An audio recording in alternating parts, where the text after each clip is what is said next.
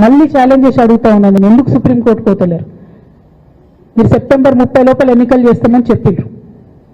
September 30 లోపల సుప్రీంకోర్టుకు పోండి. డీమ్ టు బి అప్రూవ్డ్ అనుకుంటే ఇదే ఎలక్షన్లో బెనిఫిట్ అవుతుంది కదా బీసీలకు. ఆ తర్వాత ఇంకొక ఆర్డినెన్స్ తెచ్చిరు, అది పెండింగ్ ఉంది గవర్నర్ దగ్గర. కనీసం దాని మీద సుప్రీంకోర్టు పోండి, దాని మీద కూడా పోతలేరు. మళ్ళీ నిన్న కొత్త కథ, 50% స్లాబ్ ఎత్తేస్తామట. కామెడీ రోజు రోజుకి. ఏంది ఇది? ఎందుకోసం అంటే ఇదంతా బీహార్లో ఎన్నికలు అవుతున్నాయి. వాళ్ళ రాహుల్ గాంధీ గారి పిఆర్ యాక్టివిటీకి రోజు ముచ్చట చెప్పాలి ఆయన. ఇక్కడ వీళ్ళు నిన్న 50% క్యాప్ ఎత్తేస్తున్నామని కొత్త కథ చెప్పిండ్రు.